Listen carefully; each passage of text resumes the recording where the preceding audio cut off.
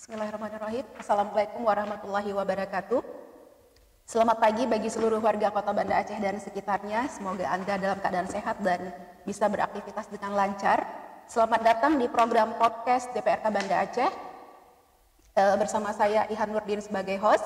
Melalui program ini, Dewan khususnya Ketua DPRK Banda Aceh akan merespon berbagai realitas sosial yang menjadi kerisauan publik, serta berusaha mencari solusinya bersama pihak-pihak terkait. Nah, para pendengar sekalian, saat ini kita tahu publik sedang dirisaukan dengan kebijakan penghapusan program jaminan kesehatan Aceh. Terhitung sejak 1 April 2022 nanti akan berlaku layanan BPJS Mandiri, dan itu artinya tinggal 1 mingguan ya dari hari ini, dan hal ini tentunya akan semakin menambah beban masyarakat, apalagi kita tahu selama ini publik cukup dipusingkan dengan langkanya minyak goreng, naiknya BBM, gas LPG, sembako yang juga mulai naik ya di tengah kondisi pandemi yang masih melanda negeri kita. Alih-alih mendapat kabar happy nih menjelang bulan suci Ramadan, publik malah mendapat kejutan ya yang cukup merisaukan hati, karena salah satu indeks kualitas masyarakat itu sangat dipengaruhi oleh kesehatan ya Pak ya. Dan di sini bersama kita sudah hadir 2 narasumber untuk berbincang lebih banyak tentang polemik JKA ini ya. Bersama kita di sebelah kanan saya sudah hadir Ketua DPRK Banda Aceh Bapak Faridnya Umar. Assalamualaikum Pak, apa kabar? Dan di sebelah kanan Pak Ketua sudah ada Kepala Dinas Kesehatan Kota Banda Aceh Bapak Lukman STMMS. Assalamualaikum Pak, sehat ya Pak ya? Alhamdulillah. Alhamdulillah. Nah, baik ya Bapak dan Ibu sekalian, para pendengar dimanapun Anda berada, sebagai kilas balik nih bagi kita semua. Program Jaminan Kesehatan Aceh mulai diberlakukan pada pertengahan 2010 ya, di masa Bapak Gubernur Irwandi Yusuf dan Wakil Muhammad Nazar. Kemudian diteruskan oleh Gubernur Zaini Abdullah dan Bapak Muzakir Manaf, dan juga kemudian diteruskan di periode ini. Dan yang membanggakan, program ini kemudian diadopsi oleh pemerintah pusat, yang menjadi cikal bakal menjadi program BPJS yang dirasakan oleh seluruh masyarakat Indonesia. Kemudian sekarang akan dihapuskan ya, dan tentu ini akan menjadi kegalauan bersama karena JKA ini sebelumnya merupakan kebanggaan masyarakat Aceh. Jadi ketika masyarakat Aceh ketemu masyarakat di luar Aceh selalu bilang, kami kesehatan ini ditanggung sepenuhnya oleh pemerintah gitu. Dan sekarang kalau ini nantinya akan dihapuskan, kita nggak ada yang bisa dipamer lagi nih. Ya, nggak ada yang bisa jadi kebanggaan kita lagi, karena JKA ini satu-satunya program Universal Health Coverage yang ada di Indonesia. Artinya dimanapun masyarakat Aceh berada, hanya dengan modal KTP Aceh mereka bisa berobat. Jadi sedemikian mudahnya gitu ya. Nah, merespon hal ini nih, saya ingin ke Ketua DPRK Banda Aceh dulu selaku wakil rakyat yang menerima banyak sekali curcol ya Ustaz ya dari masyarakat ini kalau dihapuskan bagaimana. Nah, kalau kita membaca berita-berita di media massa, disebutkan bahwa penghapusan ini, kita belum tahu ini ke depan bakal dihapuskan permanen atau tidak, tapi yang sejauh ini disebutkan bahwa saat ini berlaku sampai 1 April ya, disebutkan karena efisiensi anggaran dan juga karena tidak adanya transparansi. Nah, nanti kita akan lihat apakah benar tidak transparan atau memang karena anggaran. Tetapi kalau Bapak melihat ya Pak, kira-kira apa sih problem mendasarnya program JKA ini, dan bagaimana Bapak merespon ini selaku wakil rakyat? Silakan Bapak. Ya, terima kasih Ihan. Yang pertama kita bersyukur bahwa pada hari ini DPRK Banda Aceh bisa menyapa masyarakat melalui podcastnya, dan juga terima kasih kepada Pak Kepala Dinas Kesehatan Pak Lukman MKes yang berkesempatan menghadiri kegiatan pada hari ini.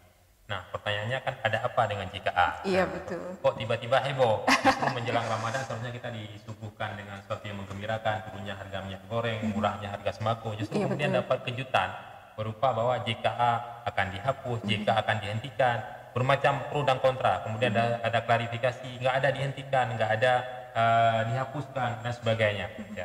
Secara teknis tentu nanti Pak Kadis bisa menyampaikan ke publik bagaimana sesungguhnya pelayanan BPJS selama ini di masyarakat. Nah, yang perlu kita pahami yang pertama bahwa Undang-Undang Dasar 1945 pasal 28 ya itu menjamin hak kesehatan masyarakat Indonesia. Kemudian Undang-Undang Nomor 23 tahun 92 tentang kesehatan, bahwa hak kesehatan itu hak fundamental setiap masyarakat Indonesia. Dan Undang-Undang Nomor 36 tahun 2009 tentang kesehatan, bahwa setiap individu, keluarga, masyarakat itu berhak mendapatkan perlindungan terhadap kesehatan. Dan Undang-Undang Nomor 11 Tahun 2006 tentang Pemerintahan Aceh mengamanatkan bahwa setiap masyarakat Aceh berhak mendapatkan jaminan kesehatan. Ini yang menjadi yang mendasari. Nah, oleh karena itu, pemerintah berkewajiban kemudian untuk memenuhi hak-hak masyarakat, salah satunya di sektor kesehatan. Ya, saya membaca, melihat jejak digital. Kenapa kemudian program JKA ini hadir? Ya. Dari referensi yang saya miliki, ketika itu Gubernur Irwandi dia mengambil sebuah clipping. Ada kejadian di Jakarta ketika itu ada seorang pemulung yang kemudian anaknya sakit lalu meninggal, tapi karena tidak mampu lalu dia membawa anaknya dengan menggunakan gerobak karena nggak mampu membeli setiap bulan. Dan karena di Jakarta dia nggak punya lahan terbatas, nggak ada anggaran, akhirnya dia bawa pulang ke kampung dengan menggunakan gerobak. Inilah kemudian yang mendasari Irwandi Yusuf ketika itu sebagai gubernur pada tanggal 1 Juni 2010 itu melaunching program JKA. Nah, ini sejarah yang harus kita ini. Jadi berangkat, tentu saya yakin ketika itu pemerintah Aceh tidak ingin kemudian masyarakat Aceh mengalami hal yang sama.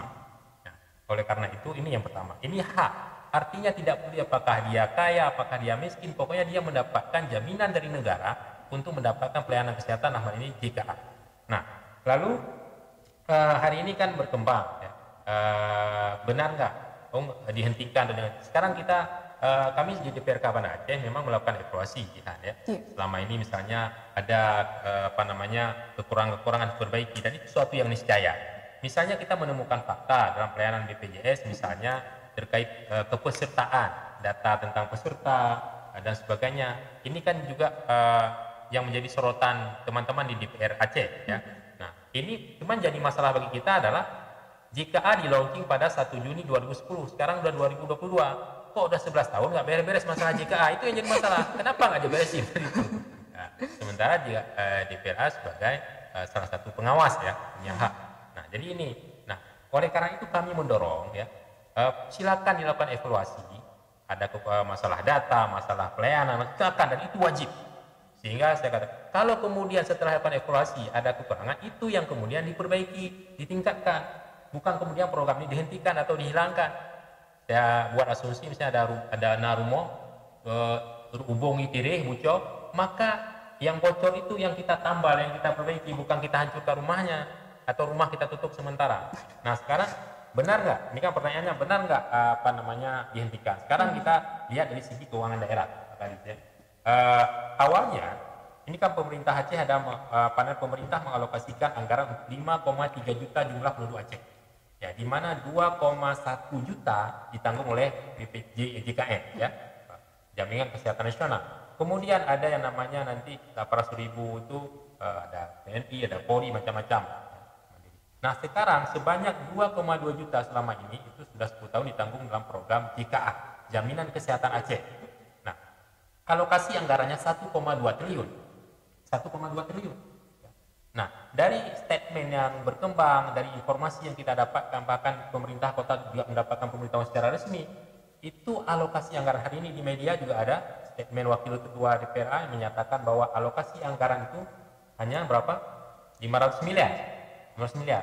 Artinya dari 1,2 miliar, 1,2 triliun, ya, 1.200 miliar, yang ada alokasinya cuma 500 miliar. Berarti berkurang 700 miliar. Nah, pertanyaannya kemudian, kalau anggarannya berkurang sebanyak 700 miliar, dan ini hampir dipastikan bahwa nanti akan ada yang menjadi korban. Misalnya dikatakan, gimana udah 700 miliar hilang? Nah, jadi ini mestinya ini perlu diperhatikan. Oleh karena itu pemerintah Aceh perlu melakukan klarifikasi, menyampaikan kepada publik. Dan kami sebagai wakil masyarakat Banda Aceh, publik juga bertanya, jangan nanti masyarakat Banda Aceh menyalahkan pemerintah kota. Kok kamu hanali kunyo hana merumpok jika ali, sementara pemerintah Aceh DPRA juga hana coret hentikan. Sementara faktanya dana berkurang 700 miliar. Nah, itu yang menurut saya hal yang harus disampaikan secara transparan kepada publik. Bagaimana sesungguhnya, ya, kelanjutan dari jaminan kesehatan Aceh. Gitu. Ya, menarik sekali. Jadi kalau ada rumah yang bocor, bukan rumahnya yang dihancurkan. Ini kita harus cari tukang untuk memperbaiki atap yang bocor, ya Pak, ya. Nah, baik, sekarang kita akan beralih ke Pak Lukman, ya, selaku eksekutif nih Pak, yang selama ini berhubungan dengan hal-hal teknis.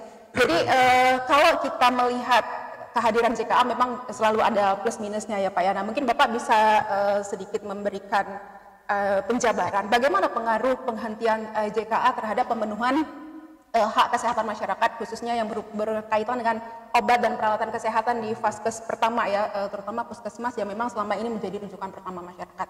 Bisa Bapak jelaskan? Baik, terima kasih Bu Jihan, Pak Ketua. Izin mungkin kami menyampaikan beberapa hal perkembangan dinamika yang sudah terjadi hari ini. Sebelumnya mungkin saya kembali dulu ke dasar ketika Dinas Kesehatan seluruh Aceh diundang Zoom oleh Bapak Sekda Aceh di dalam Zoom yang bertema tentang dana desa, dikaitkan juga tentang JKA akan berhenti per 1 April dan kami dimintakan untuk mensosialisasikan kepada masyarakat supaya masyarakat kita jangan panik, jangan nanti komplain ketika berobat tiba-tiba ke puskesmas tidak diakui lagi sebagai kepesertaan BPJS. Nah, ini sudah kami lakukan. Begitu mendapatkan instruksi ini, kami langsung melaporkan kepada Bapak Wali Kota, kepada jajaran di Pemko untuk ditindaklanjuti, mencari solusi berkoordinasi dengan DPRK. Dalam hal ini hari ini kita duduk bersama, artinya kami ingin mencari solusi. Bagaimana dari data kita ada 98.582 jiwa warga Kota Banda Aceh itu yang JKA. Nah, bagaimana nasibnya mereka ini nanti ketika 1 April? Dan kondisi ini sudah kita tindaklanjuti, sudah diundang rapat oleh Pemko, mengundang DPRK, BPJS juga, tapi tertunda karena ada beberapa pihak yang nggak bisa hadir. Nah, hari ini saya diundang oleh Bapak Ketua Dewan untuk diskusi di sini. Alhamdulillah nanti bahan ini akan saya sampaikan ke dalam rapat forum di tingkat Pemko. Mudah-mudahan ada solusi untuk Kota Banda Aceh. Saya tidak masuk ke masalah polemik penganggaran ya. Saya hanya melihat bagaimana kesenjangan pelayanan seandainya nanti tidak ada lagi JKA. Yang pertama sekali saya memberikan apresiasi yang luar biasa kepada pencetus. Selama ada JKA ini kita tidak memikirkan lagi ini masuk punya kartu apa enggak. Semua warga Banda Aceh, warga Aceh terlayani full. Nah, itu yang menjadi kemudahan bagi kita. Artinya setiap warga yang berobat itu tidak perlu kita pikirkan lagi dibayar apa gratis. Semua pelayanan di Kota Banda Aceh dan di Aceh pada berikutnya adalah gratis semua.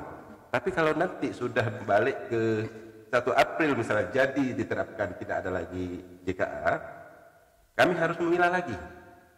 Saya sebelumnya bertugas di Aceh Besar. Tingkat lama saja pelayanan belum waktu tidak sesuai dengan harapan daripada si pasien yang lagi sakit, mungkin lagi demam, lagi yang kurang enak badan, kurang enak kepala, minta rujukan aja waktunya mungkin agak sedikit lambat, kaca yang pecah.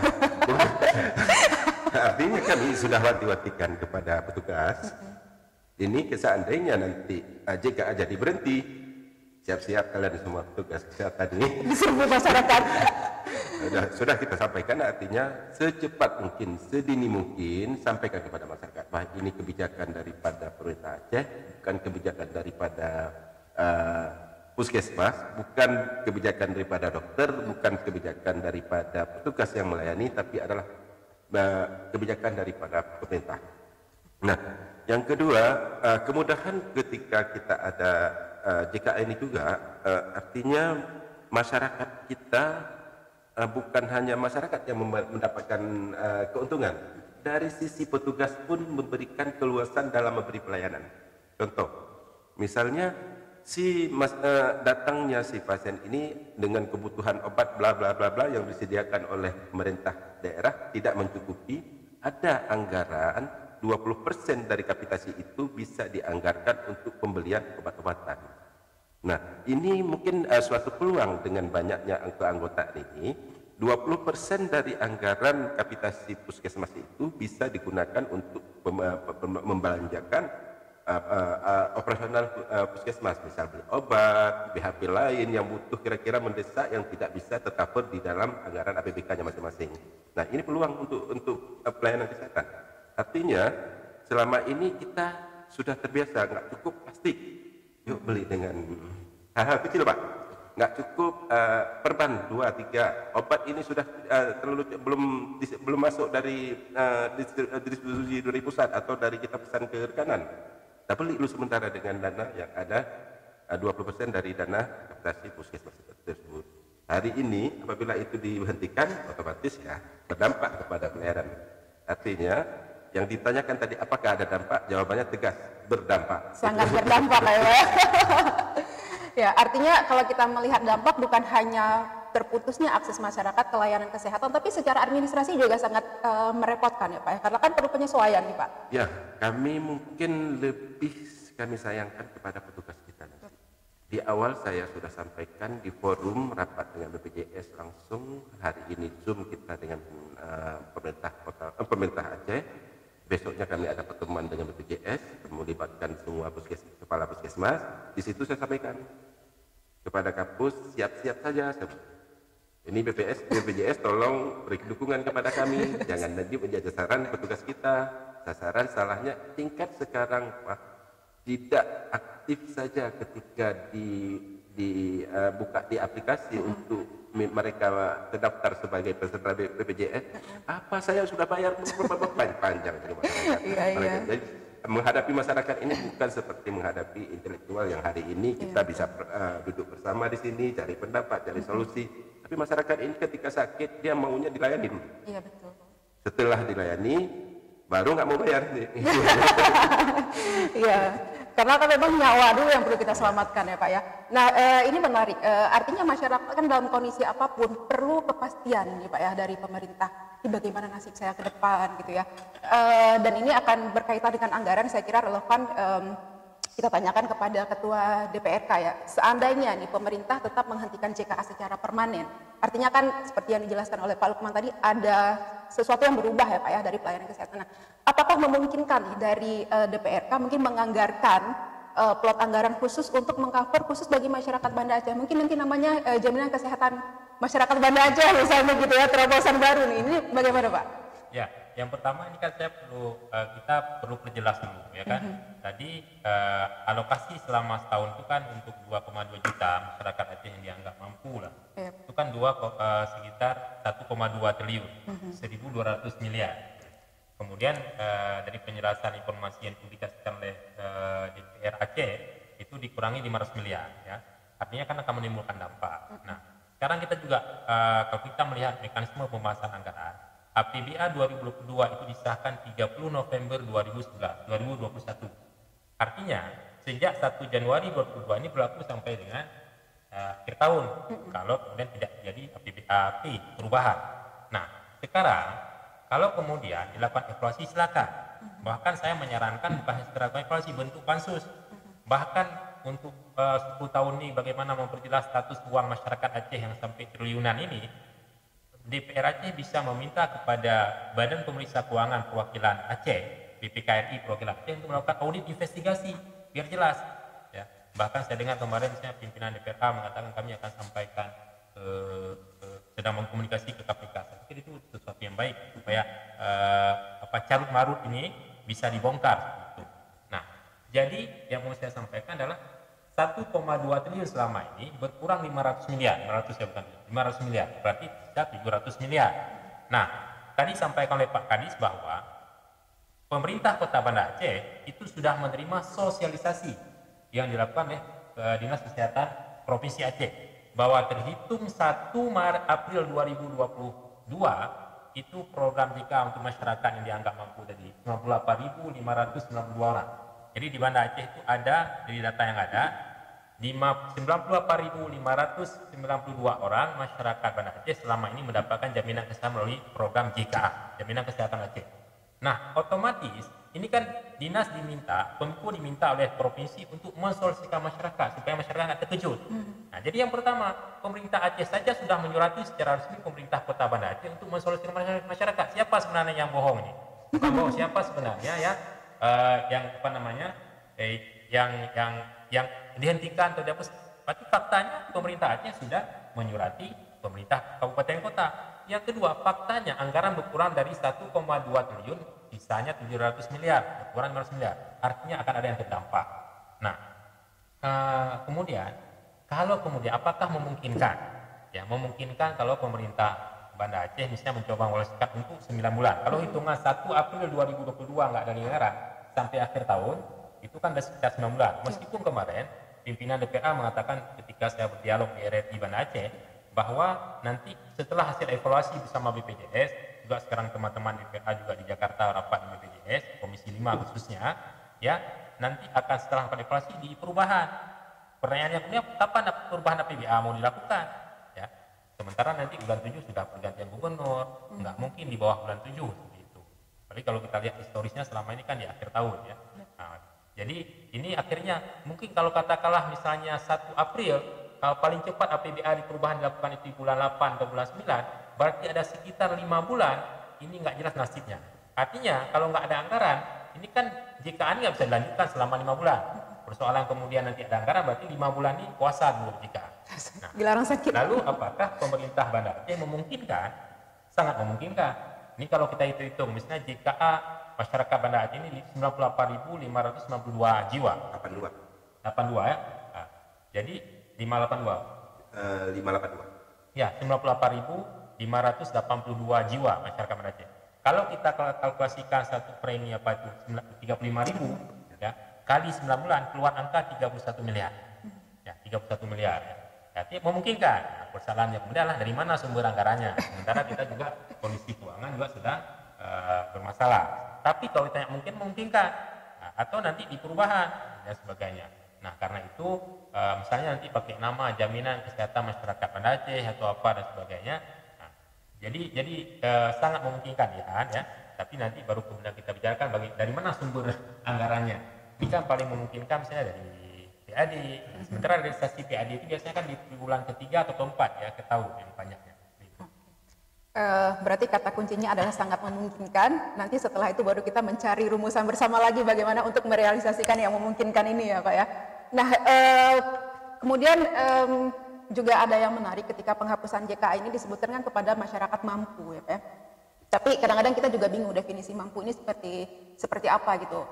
Seperti misalnya orang mengatakan PNS mampu, tetapi dengan kondisi PNS yang dengan golongan tertentu, dengan anak 5 orang misalnya, akhirnya mereka juga akan kesulitan secara finansial gitu. Nah, Pak, ini kalau kita melihat dari tren pengguna JKA dari tahun ke tahun di Banda Aceh, artinya mungkin kita fokus ke 5 tahun belakangan dari 2017 ke 2022 saja.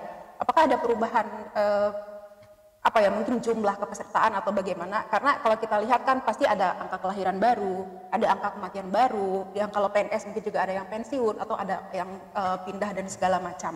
Atau jangan-jangan data ini juga Dinas Kesehatan tidak punya nih Pak. Tapi saya bisa sedikit menerangkan kepada masyarakat. Tanya ke Dinas Kesehatan ya? Ke Dinas Kesehatan. Tanya ke Pak. Ya, selaku eksekutif ya Pak ya. Baik, terima kasih. Ini pertanyaan sudah masuk agak sedikit dalam nih. Artinya saya ingin menyampaikan bahwa selama ini dalam proses pendataan kita nggak terlibat langsung. Artinya kita hanya setiap bulan melegalkan atau mengiyakan atau menandatangani data yang sudah dikirim oleh BPJS Aceh kepada Dinkes untuk kesepakatan bersama bahwa keanggotaan bla bla bla jumlahnya sekian. Katakan. Nah, kami coba telusuri lebih dalam data itu dari mana? Mereka dari pusat, dari BPJS pusat. Ya. Bagaimana datanya didapatkan? Kami pun tidak tahu tidak masuk terlalu jauh.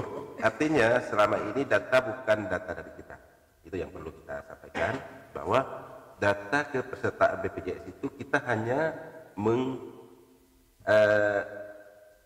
melegalkan atau mengiyakan atau menandatangani daftar yang sudah dikirim oleh BPJS. Enggak divalidasi ke kita? Ya, dikirim ke kita boleh mengkoreksi, tapi kalau kita koreksi kita nggak punya data, Pak.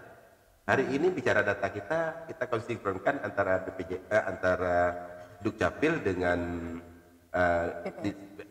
sosial, karena ada menyangkut masyarakat miskin ini kan. Kemudian di luar dari yang tercover yang miskin tadi, PNS dan sebagainya dan yang mandiri, baru JKA. Hari ini kita hanya menerima data dari BPJS, bukan kita yang mengklasifikasikan. Ya, kita hanya mengiyakan. Artinya kalau menurut kita tidak cocok, boleh kita koreksi. Tapi kita nggak punya data itu. Kalau misalnya menurut kami, misalnya setelah lihat ini data ini nggak cocok, boleh. Tapi kita nggak punya data pembandingnya. Kalau seandainya ada data pembanding diberikan kepada kita, itu baru kita lihat, saling lihat bersama. Artinya antara data yang dikirimkan oleh BPJS dengan data yang real sebenarnya yang kita dapatkan dari pihak lain, boleh kami hanya mengiyakan atau menyetujui bahasa data yang sudah dikirim oleh BPJS. Dan ini mungkin menjawab pertanyaan publik juga, kenapa misalnya ada sengkarut ya, kalau Pak Ketua bilang tadi ada karut-marut, misalnya ada double data gitu ya Pak ya, karena memang dari Dinkes sendiri selaku kan tuan rumah nih ya Pak ya, kita kalau di Banda Aceh Dinkesnya tuan rumah, kita sendiri tidak tahu datanya seperti apa, sehingga wajar kemudian menjadi kebocoran-kebocoran, tetapi kita tidak mau repot, rumahnya yang dibongkar ya, langsung datang. Oke, nah kita tetap berharap dan optimis bahwa pelayanan kesehatan kepada masyarakat tetap diberikan apapun bentuk dan namanya gitu ya Pak ya. Tetapi ini sebagai catatan bersama gitu ya. Supaya hal-hal seperti ini tidak terjadi lagi ke depan. Ini saya kira pertanyaannya kepada Pak Ketua, apa yang menjadi catatan untuk diubah ke depan sehingga hal-hal mungkin ketika kita bicara ini tidak hanya dalam kesehatan ya, tapi mungkin secara umum supaya tidak terulang lagi hal seperti ini sehingga masyarakat menjadi korban. Ya, terima kasih. Jadi kalau kita melihat statement-statement yang dikeluarkan oleh teman-teman di DPR Aceh, bahwa salah satu yang menjadi dasar kemudian dilakukan evaluasi bahkan penghentian sementara dikurangi anggaran 500 miliar itu adalah karena masalah data Bung Bere. Ya, itu udah berarti udah 11 tahun data nggak beres-beres bicara. Ya. Nah, jadi apa yang disampaikan oleh Pak Kadis tadi juga membuka apa yang selama ini tertutup. Misalnya data itu ternyata ditetapkan oleh pemerintah pusat, dari pusat yang ambil data dari pusat. Seharusnya kan bottom up, jangan top down ya. Diajaklah pemerintah kota, kita punya Disduk Capil, ya kan, kita update data. Nah, data yang saya miliki dari Disduk Capil Kota Banda Aceh terhitung 31 Desember 2021 jumlah penduduk Banda Aceh sebanyak 253.158 jiwa. Ya.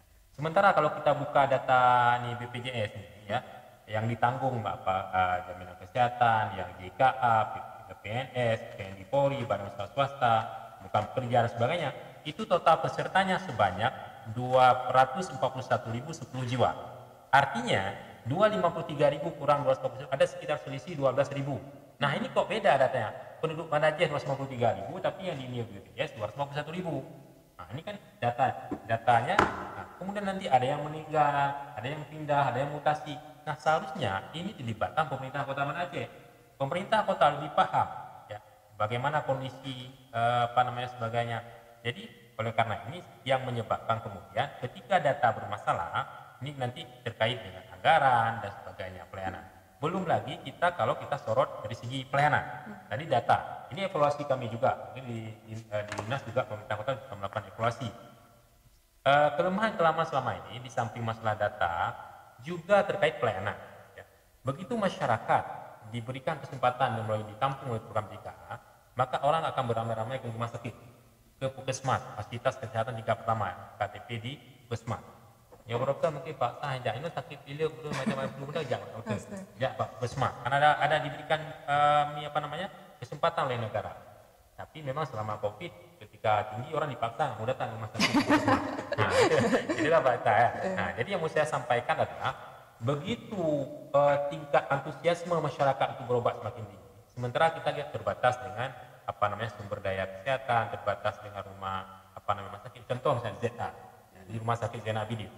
Itu ada pasien yang untuk operasi besar dia harus tunggu berbulan-bulan, hingga sementara dibantarkan di rumah sakit Zainal Abidin lama. Itu contoh. Ada orang yang harus operasi kecelakaan itu sampai antri berbulan-bulan, sayang kita lihat. Nah, jadi oleh karena itu ini harus diperbaiki. Ya, diperbaiki, ditingkatkan fasilitas, ditingkatkan SDM dan sebagainya, sehingga kemudian, nah ini menjadi tugas, ya, tugas nanti tentu anggaran sudah ada, ya. Jadi oleh karena itu kemarin saya dengar juga misalnya ada alokasi anggaran 40% untuk tenaga medis dan sebagainya, nah, itu nanti itu yang juga bagian hasil evaluasi. Kalau kemudian teman-teman kemarin di DPA menganggap ini menjadi catatan mereka. Nah, kalau menurut saya silakan dievaluasi yang kurang-kurang. Dan kemudian kekurangan itu kita perbaiki. Kalau saya seperti ini cara berpikirnya. Seharusnya anggaran itu tetap dialokasikan 1,2 triliun. Ya. Tapi kemudian diberikan bintang. maknanya dia dicairkan nanti kalau data udah beres. Artinya apa? Kalau misalnya sekarang proses validasi data, update data, diberikan waktu 1 bulan atau 2 bulan. Jadi begitu masuk April tuntas, anggaran udah ada. Ini nanti jadi pertanyaan, ya. Nyo contoh misalnya nyo beres untuk bulan he atau bulan 4 udah beres misalnya masalah kecil data udah ada kekurangan misalnya dikurangi, oke sepakat. Misalnya anggaran berkurang 100 miliar. Butuh anggaran misalnya 1 triliun. Sementara anggaran yang ada sekarang 700 miliar. 300 miliar di mana? Nunggu perubahan kapan? Nah, itu pertanyaan. Jadi maksud saya seharusnya lebih bijak kalau kemudian dialokasikan anggaran, kemudian ya dibintangkan. Nanti dibuat perencanaan bahwa boleh dikaitkan kalau data sudah beres misalnya. Seperti itu menurut saya. Ya. Kalau ada tanda bintang seperti ini, semua pihak akan berlomba-lomba untuk fokus ya, membenahi apa yang menjadi sengkarutnya. Nah, ini menarik lagi-lagi soal layanan ya. Jadi ada salah satu keresahan masyarakat selama ini ketika mereka berobat dengan JKA nih Pak. Karena dianggap gratis, jadi pelayanan pun kita seperti yang kita ketahui bersama. Nah, padahal kan itu sudah ditalangi oleh pemerintah gitu ya, preminya sudah dibayarkan. Nah, ketika misalnya nanti masyarakat berubah ataupun beralih ke JKA Mandiri, artinya kan mereka sudah bayar premi sendiri gitu ya. Nah, ini berkaitan dengan pelayanan, apakah mereka akan pemerintah bisa menjamin pelayanan yang premium? Karena mereka sudah bayar uang pribadi ya. Dan juga bagaimana mekanisme berobatnya Pak? Kalau selama ini kan harus dari puskesmas dulu, kemudian ke rumah sakit daerah, baru kemudian dirujuk ke Zainal Abidin. Nah, kalau sudah tidak lagi JKA, ini alurnya akan seperti apa nanti? Jihan memang pandai menggali ya. Luar biasa. Terima kasih. Saya kembali kepada JKA. JKA itu sebenarnya sudah beberapa kalau kata ES memasukkan masyarakat. Tapi ada negatifnya juga. Warga non Banda Aceh kalau sakit kronis butuh biaya tinggi mengurus KTP Banda Aceh orang luar. Nah, itu satu soalan untuk kita. Apalagi di sini kecilnya saudaranya, semua camatnya, familinya sampai cepat dapat aksesnya Pak. Jadi dia datang dari Jakarta atau luar Aceh untuk operasi. Dapat fasilitas di KA. Belum dapat fasilitas di KA itu persoalan juga. Nah, itu contoh kasus. Belum lagi antrian yang disampaikan Pak Ketua tadi. Sama lagi orang Neji juga kan? Neji juga. Biar dapat itu ya, cashback. Dia dapat uang uang biaya dana wakaf itu ya. Dana wakaf itu kan ngedaftarnya ke Aceh. Iya betul. Kalimantan di sana. Iya betul. Nah, belum lagi ini kita kaitkan dengan COVID misalnya. Hari ini KTP kita KTP nasional. Seumur hidup. Dia ada tinggal di Banda Aceh 2 hari asal udah bisa buat KTP, dia pindah lagi ke Jakarta, pindah kemana-mana, tidak rombak lagi KTP. Kasus positif di Jakarta, kasus positif di mana-mana masuk ke wilayah Banda Aceh. Itu yang menyebabkan salah satu pembengkakan hari ini, bukan anggaran. Kasus kita hari ini misalnya kenapa Aceh lain agak sedikit kurang. Kita warga kita ada di mana-mana sekarang. Dan lagi warga Banda Aceh ada di Jakarta, ada di Kalimantan. Hari ini saya dapat dari Gorontalo malah. Artinya dia warga Banda Aceh ada di Gorontalo Pak. Mungkin sudah pindah ketika di tracing oleh petugas kita. KTP-nya nggak sama lagi. Jadi ketika positif di Gorontalo masuk ke aplikasi. Begitu juga ini kita kaitkan dengan JKA. Karena dia KTP-nya Aceh ketika sakit di Gorontalo. Aceh untuk dapatkan karena jika all itu ada kekurangannya, belum lagi kepada petugas kesehatan itu kan juga ada manfaat dan kerugian-kerugiannya. Jadi kita prinsipnya dalam pelayanan kalau ditanya apakah dengan nanti dia bayar pribadi atau mandiri ini akan ada premiumnya? Layanan premium. Ada tidak ada ini kita pelayanan sama standar karena kita nggak melihat dia. Dampak kepada petugas kan nggak ada kalau kita mau ambil yang fleksibel Pak, yang realnya kepada petugas kita mau dia dibayar, mau dia JKA, mau dia bayar sendiri, petugas kita tetap sama gaji dengan segala embel-embel di belakangnya, kecuali dia kutip oleh petugas kita itu bisa jadi ada penyelewengan di situ dimanfaatkan oleh petugas kita, nggak ada pengutipan di kita, jadi gratis kita di puskesmas memang nggak ada pelayanan yang berbayar. Saya pikir dampak pertanyaan tadi nggak akan ada pengaruh. Nggak ada ya. Pengaruh karena ada jika pelayanannya Tetap sama. Pertanyaan kedua, bagaimana dengan alur rujukan? Rujukan itu diciptakan supaya tidak menumpuk kepada tahapan zona yang sudah dibentuk oleh BPJS ini. Sudah bagus menurut kami. Artinya jangan semua orang ke rumah sakit A atau tembak langsung ke Zainul Abidin, menumpuk di Zainul Abidin seperti yang disampaikan Pak Ketua tadi, sampai berbulan-bulan di sana orang yang mau dioperasi mungkin orang yang meninggal baru bisa dioperasi. Iya betul. Nah, itu yang upaya-upaya dari BPJS untuk memberikan pelayanan kepada masyarakat kita cepat, tepat dan lebih bisa dilayani. Artinya jenjang rujukan ini tetap bagus yang diciptakan oleh BPJS ini. Rumah sakit tipe C pertama rujukan dari FKTP dulu pertama di puskesmas. Kalau nggak sanggup di puskesmas ini rujuk linear sesama FKTP yang lebih melengkap alatnya, misalnya klinik yang lebih lengkap. Setelah itu nggak sanggup baru naik ke C, ke D, ke C, ke B dan ke A. Hari ini kenapa menumpuk? Itu semua Banda Aceh kan yang cuma baru jatah di seluruh Aceh merujuknya ke Zainul Abidin untuk dilakukan tindakan-tindakan yang lebih nggak bisa dilaksanakan di kabupaten kota. Nah, kembali kepada kita Banda Aceh dekat dengan Zainul Abidin, tapi nggak bisa mengakses Zainul Abidin, kan itu pertanyaan. Nah, sebenarnya di upaya daripada asuransi ini adalah memberikan kompetisi yang rasional. Misalnya rumah sakit A bagus pelayanannya, akan diakses oleh semua orang, akan dimintakan, akan digemari, maksudnya rumah sakit itu akan banyak pasiennya, atau klinik itu akan banyak pasiennya. Nah, persaingan kompetitornya yang itu yang mau diciptakan oleh BPJS. Tapi hari ini ketika pemberlakuan jenjang rujukan ini Pak, kompetitor tadi nggak bermakna, hilang karena memang sudah diatur kamu harus boleh ke ini dulu linear dulu. Karena bisa potong kompas ya. Padahal yang bagusnya misalnya kita Banda Aceh contohnya kita ambil yang bagusnya di yang sama-sama C di mana, tapi dia nggak bisa mengakses di situ. Nah, semua itu diatur memang ada lebih plus minusnya.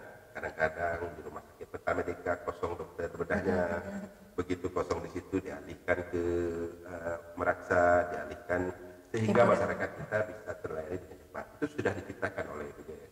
Saya pikir itu bisa dianggap untuk pelayanan walaupun berbayar atau dibayar secara mandiri.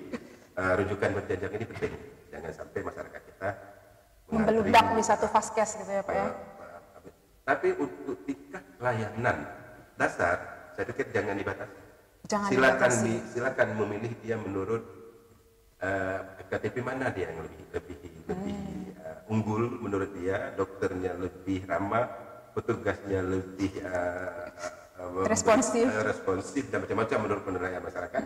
Itu akan mendandakan bahwa puskesmas atau FKTP itu unggul untuk menjadi kompetitor atau kompetisi dengan puskesmas-puskesmas lain. Jangan hanya diberikan masyarakat Kuta Alam harus berobat di Kuta Alam, diberikan kebebasan. Tapi ini kan tercatat anggota kita tercatat di Kuta Alam, tidak bisa berobat di Lampulo, tidak bisa berobat ke Baitur Rahman karena nggak ditanggung di sana, nggak dicatat. Saya pikir kalau perlu kita berobat masih banyak untuk memperbaiki ini ada. Cuman semua ini harus kita diskusikan bagaimana yang terbaik. Saya menarik tadi apakah seandainya Banda Aceh adanya jaminan atau ada kebijakan, menarik sekali itu. Ada suatu apabila provinsi tidak atau kita anggap di bulan April nanti itu berhenti, ada suatu upaya dari buku tadi bersama Dewan untuk mencari anggaran atau membentuk suatu bentuk namanya BPJS, bukan BPJS ini kita kan kota Gemilang ini mungkin apa judulnya nanti kita berikan nama untuk all coverage tadi Pak, bisa yang coverage data kita dari kita untuk kita lebih valid. Jadi kita nggak lagi yang nggak ada tinggal misalnya dengan kasus COVID tidak domisili di Banda Aceh selama 15 hari itu bukan kasus kita.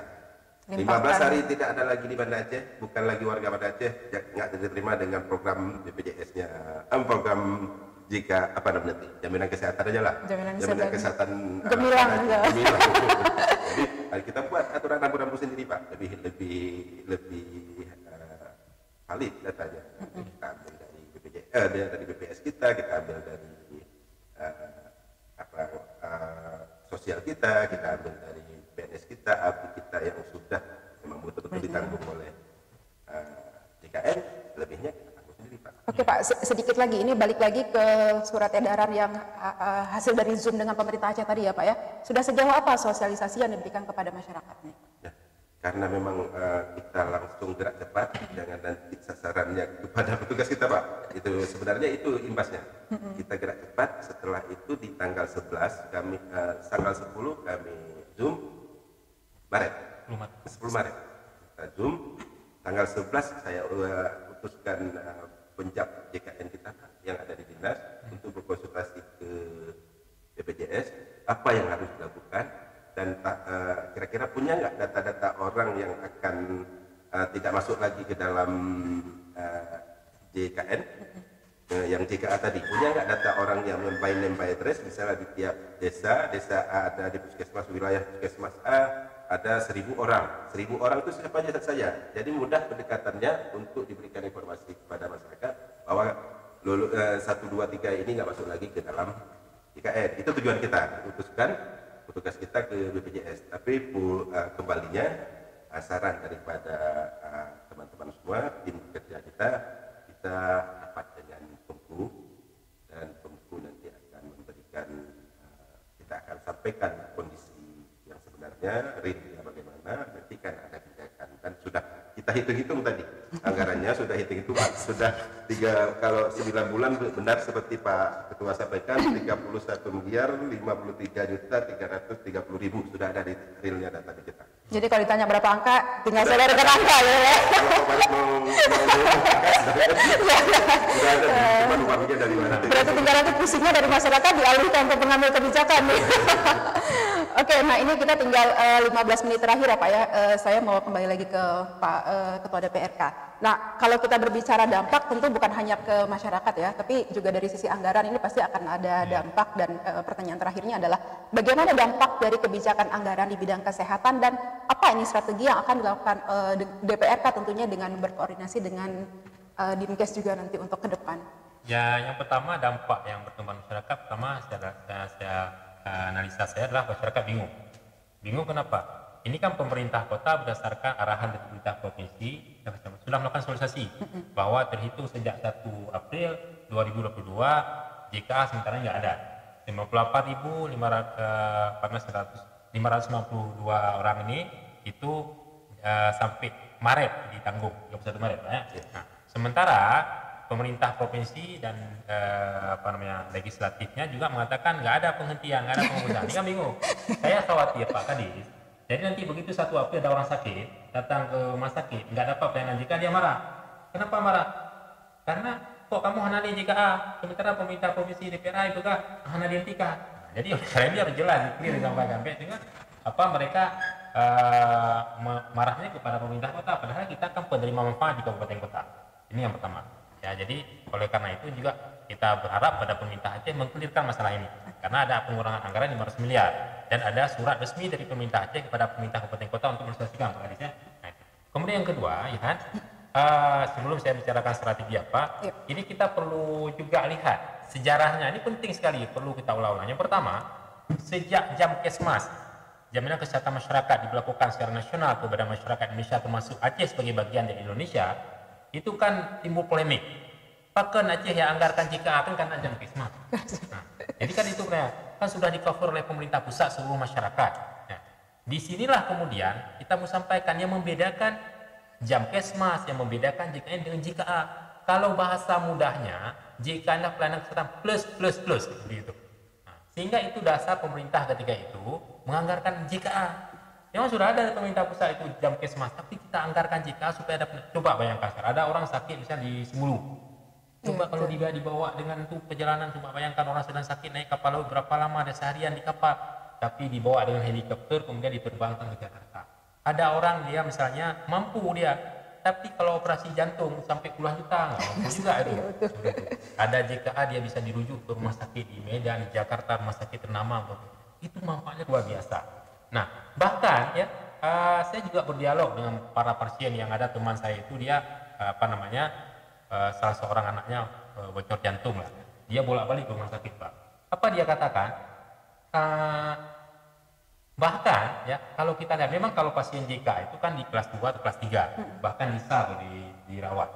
Sementara kalau yang BPJS PNS, maaf nih Pak, ini kan ada yang kelas 1, kelas 2 sesuai golongan, ada lebih tinggi. Tapi ada juga yang saya karena ketika tindakan operasi alat-alat yang digunakan itu bahkan ada atau obat-obat, orang yang PNS ini malah ini JKA. Kenapa? Karena JKA ini apanya nggak ada batasan masa perawatannya.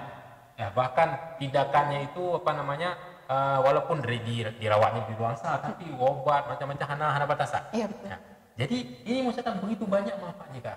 Nah, kemudian sekarang pemerintah Aceh mengatakan karena sejak 1 April nanti ini yang resmi kita pegang yang resmi, ya, bahwa sudah artinya belum ada pemberitahuan lanjutan direvisi, berarti masih hitungan sekarang yang resmi surat kepada pemerintah kabupaten kota bahwa 1 April itu JKA sementara dihentikan. Nah, diminta untuk beralih ke mandiri. Kita mau sampaikan sekarang. Ya, saya berdiskusi dengan teman-teman, saya juga banyak berdialog dengan para pihak. Jadi kalau misalnya kita beralih ke mandiri, bukan hanya kita. Misalnya ada seorang itu anaknya 10 misalnya, dia harus 1 kakak masuk semuanya 10 orang. Berarti bayangkan bapaknya 1, ibunya 1, anaknya 10, 12 orang. Kalau preminya 1 bulan berapa misalnya? 100.000. Berarti setiap bulan dia harus anggarkan 1,2 juta untuk bayar BPJS. Nah, Pak Kiban sendiri dengan kondisi COVID, nggak ada rezeki dia. Selama 3 bulan menunggak. Iya. Januari sampai Maret nggak ada sakit. Tiba-tiba April sakit anaknya, ya kan? Iya. Karena dia mau berobat, dia bawa itu. Karena dia bulan Januari sampai Maret belum bayar, itu kena hukumannya, ada penalti macam-macam. Nah ini kan sayang. Jadi ada keterbatasan juga, ada dampak yang dirasakan oleh masyarakat. Nah lalu sekarang kita berbicara ke depan, bagaimana selanjutnya? Yang pertama, saya sepakat, DPRK sepakat bahwa yang kurang-kurang itu perbaiki. Bahkan minta data secara resmi kepada BPJS. Dan BPJS yang selama ini sudah mendapatkan kepercayaan dari pemerintah Aceh harus legowo kalau bahasanya, kan? Harus gentleman lah bahasanya. Anda kan sudah diberikan tadi itu rumah ada bocor macam diberikan kepercayaan kepada tukang. Pemerintah saya bisa menekan. Kalau enggak kita hanya aja diberikan deadline, nyong ya hanan beres-beres bocor rumah kamu ralih ke tukang lain. Ya seperti itu. Nah jadi itu kan bisa dibuat deadline oleh pemerintah Aceh. Ya. Jadi perbaiki masalah data harus clear. Ini momentum menurut saya. Jangan sampai nanti di 2023 kita masih bicara masalah data. Kemudian karena ini masalah anggaran sudah bertahun-tahun terjadi, ya kita minta juga diaudit. Siapa yang audit yang punya kapasitas ini, yang punya memang otoritas ini, BPK. Bukankah setiap tahunnya nanti 3 bulan ini termasuk pemerintah kota dan kabupaten kota dan pemerintah seluruh Indonesia, provinsi juga, ini kan BPK turun melakukan audit terhadap anggaran 2021 nanti dilakukan LHP, termasuk di situ masalah pelayanan BPJS, JKA. Nah karena anggaran sampai triliunan, saya pikir perlu minta secara khusus audit investigasi kepada BPK supaya jelas. Jadi nanti ketahuan bagaimana masalah data, bagaimana masalah pelayanan, bagaimana ini itu ketahuan di LHP, laporan hasil pemeriksaan BPK itu biasa, tapi khusus audit dengan tujuan khusus investigasi. Nah, jadi kita nanti biar jelas. Karena kalau hana ibu yundayoyo, ya, jadi harus jelas. Nah, itu yang pertama. Nah, yang kedua, saya memandang ini kan perlu segera disampaikan. Pemerintah Aceh duduk dengan DPRA. Saya sepakat bahwa bersyukur bahwa pimpinan DPRA sudah menyampaikan tidak ada penghentian, tidak ada penguntungan. Nah ini saya sampaikan klarifikasi kepada publik, ya supaya karena memang anggaran hana, ya kan? Hana 50 miliar KP 30. Kalau nanti setelah diperbaiki misalnya kurang, misalnya butuh lagi 300 miliar, bukan 500 miliar, 300 miliar, di mana kita ambil? Kapan perubahan? Ini kan harus jelas juga. Sementara seperti yang saya sampaikan tadi, kita punya niat untuk menampung ini di APBK, tapi kan juga butuh proses paling cepat itu di perubahan. Perubahan itu sekitar bulan 7 paling cepat. Nah, tapi ketersediaan anggaran kita juga butuh waktu proses. Sumber yang paling penting kan PAD. PAD itu biasanya triwulan ketiga keempat Pak baru realisasi bahannya bagus. Nah, jadi oleh karena itu kita sepakat kekurangan-kekurangan perbaiki dan tapi jangan hentikan ya. Ini tetap lanjutkan ya. Kalau enggak sebenarnya disampaikan oleh Pak Kadis Kesehatan tadi akan sangat berdampak terhadap pelayanan rumah sakit, akan sangat berdampak terhadap pelayanan puskesmas. Belum lagi pendataan luar biasa nanti masalah yang akan timbul sendiri. Oke, nah ini pertanyaan sama ke Bapak juga Pak selaku eksekutif ya. Kira-kira strategi apa yang sekarang ini sudah mulai terbayang? Kalau misalnya tiba-tiba DPRA ataupun dari pemerintah Aceh maupun dari Pemko sendiri mengundang instansi terkait untuk rapat, ini Bapak akan menawarkan ide apa nih untuk menyelesaikan persoalan ini? Kalau ditanya ide, lanjutkan JKA, lanjutkan JKA, perbaiki data, tepat sasaran, pelayanan yang maksimal, kita dibanggakan Aceh. Jadi tingkat nasional kita ketika rapat nasional, all coverage kita, semua cover kita. Luar biasa. Contoh Aceh, Bali dulu pertama. Bali pertama, kedua Aceh. Selanjutnya ada orang lain. Tapi kita orang kedua Pak. Aceh ini yang total coverage.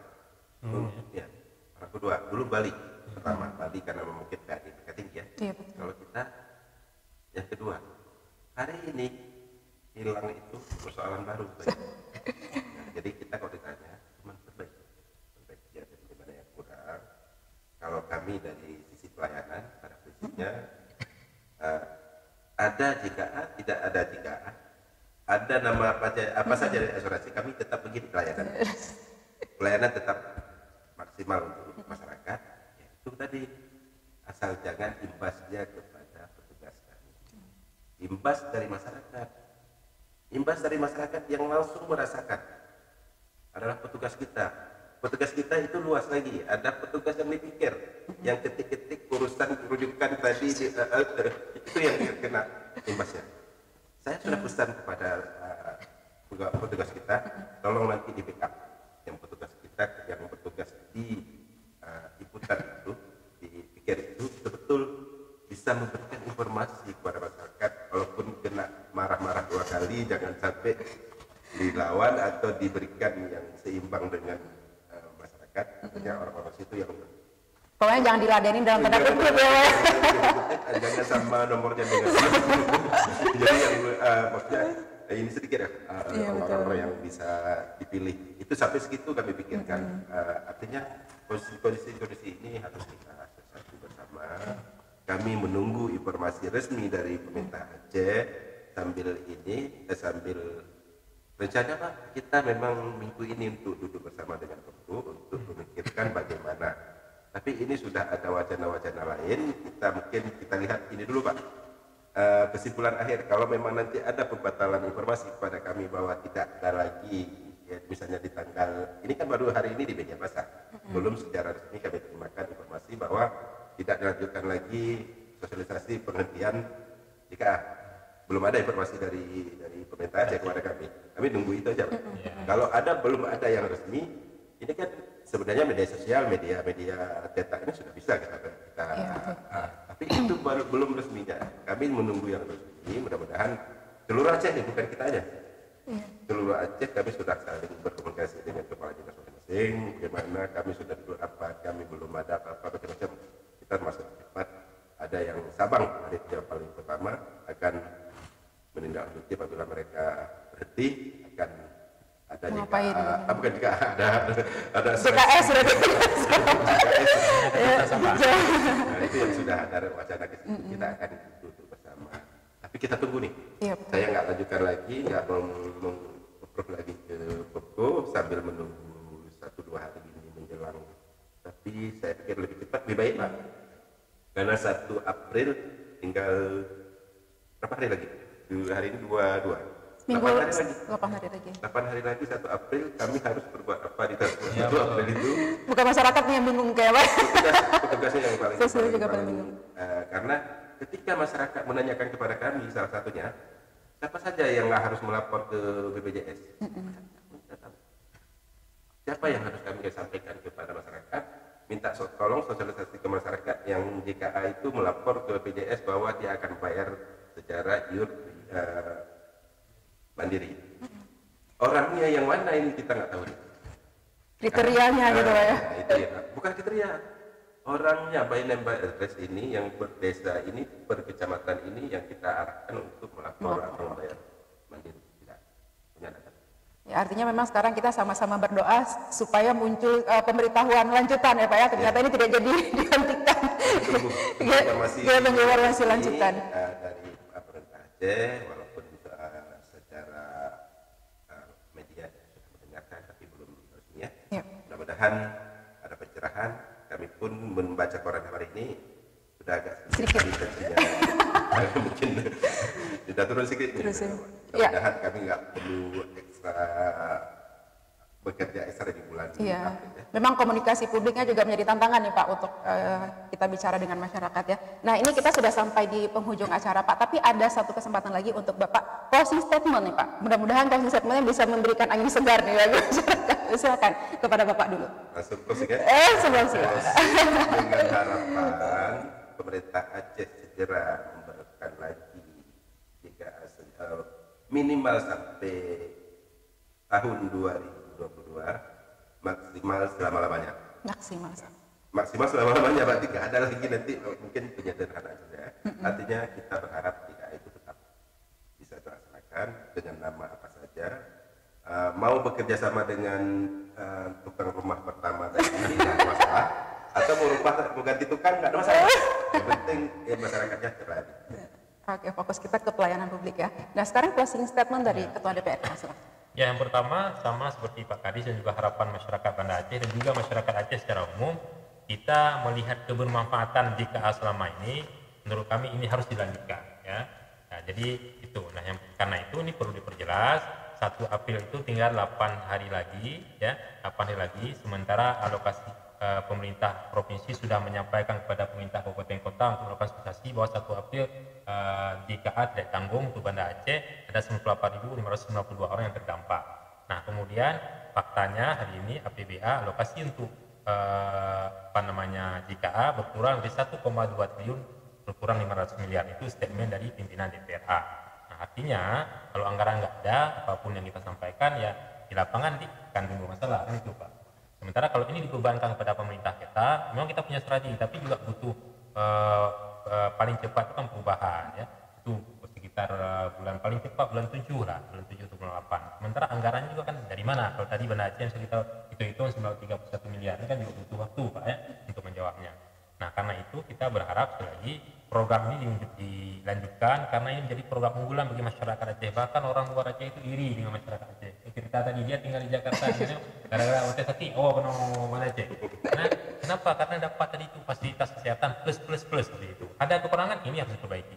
Dan saya mengharapkan kekurangan itu perlu terus dikejar ya, karena sudah sekali pelutun bere-bere. Jadi DPRA pemerintah Aceh kita dukung di DPRK Banda Aceh untuk terus diselesaikan ya. Diperbaiki data, masalah pelayanan, masalah birokrasi dan sebagainya, bahkan diberikan deadline. Dan juga dalam tanda kutip ancamannya hana bereh kamu minta tukang lain yang bereh yang hijau rame tukang lain begitu kan. Nah kalau enggak ya itu. Nah kemudian yang terakhir ya kita berharap keterbatasan anggaran tidak perlu menjadi dalih ya, karena kan setiap tahunnya itu terjadi silpa sisa lebih pembiayaan anggaran. Di tahun 2019 itu ada 1,8 triliun silpa. Kemudian di tahun 2020 ada 3,9 triliun silpa. Dan di tahun 2021 kemarin ada 2,8 triliun silpa. Kita nggak tahu 2022. Nah, ini kan sayang. Jika dikurangi, kemudian nanti silpa lagi pada pengnya dipakai kan sayang begitu.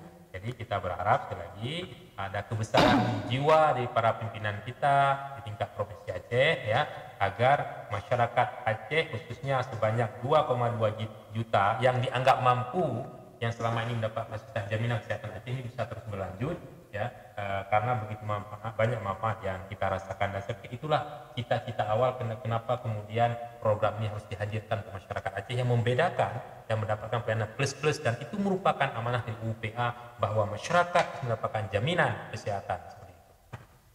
Oke, terima kasih. Ini sungguh pencerahan yang luar biasa bagi kita. Mudah-mudahan publik bisa mendapatkan informasi yang detail bahwa sampai saat ini memang belum ada kata akan permanen atau tidak dihapuskan ya Pak ya. Tapi kita berharap itu tidak dihapuskan karena memang ini menyangkut dengan hajat dasar manusia. Nah, Bapak dan Ibu, bagi warga Banda Aceh, terima kasih sudah mendengarkan kami dalam program podcast DPRK kali ini. Terima kasih kepada Bapak sudah hadir dalam program ini dan juga kepada Bapak Ketua DPRK.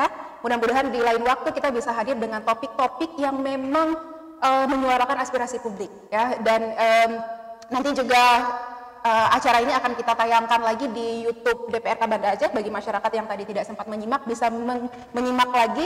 Dan akhirul kalam saya akhiri dengan wabillahi taufiq wal hidayah. Assalamualaikum warahmatullahi wabarakatuh. Waalaikumsalam.